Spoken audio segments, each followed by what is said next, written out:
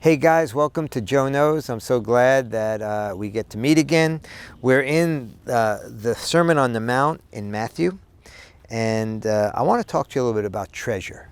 So treasure has the idea of something that's so valuable to us. And maybe you have, you take some of, like, treasure would be maybe our money, our possessions, and we have a house, so we have insurance on it, so that if something happens to it, it's protected. And we take our money and we put it in the bank, and we have our investments, and maybe we have a special place in the house where we hide some of our jewelry and the things that we really treasure. But what does Jesus tell us to do with the things that are most valuable to us? Well, let's just take a look in the Sermon on the Mount as we continue going through this from Matthew's chapter 5, 6, and 7, but we're going backwards. So Matthew chapter 6, verse 19.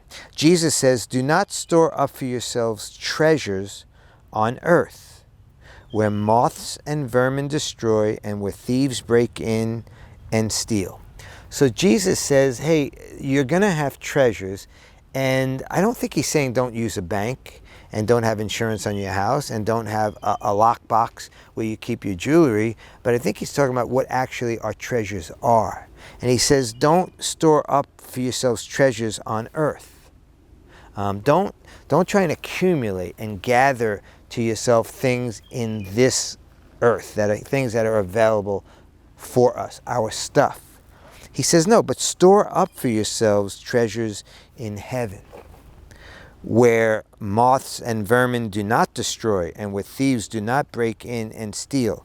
What's this idea of vermin? If you know anything about me, I don't like rodents at all. So he's talking about where rats destroy and thieves break in and steal. He's talking about when you have treasures, when your treasures are composed of things that are on earth, then those things have the ability to be affected, to be corrupted, to be deteriorated. Maybe we could think about the inflation we're experiencing right now. So those of you that were saving up money and you have an amount of money in the bank, I just want you to know that if it was $20,000, maybe now it's only, that $20,000 can only buy $12,000 worth of stuff. Why? Inflation has gone up and it's eaten away. The way moths eat away at clothes, inflation eats away at our money and what it's able to accomplish. And the things that we have get old, and Jesus is saying, don't store up your treasures on earth. It's okay to have stuff, but let your treasures, the thing you value most, be things that you store up in heaven. And so how do you store up things in heaven? I mean, are there, we have all these storage places. Is there a storage place you can buy something in heaven and put things in there? Well, actually there is. And these are the things that you do. The treasures in heaven are things you do for God and for people that get stored up in your particular place that you're going to inhabit in heaven. And the things that you do for God and for people, the treasures that are in heaven, those things will never be taken away. And they don't corrupt, they're not infected by inflation, and they don't get eaten up by moths or anything like that. They are forever treasures.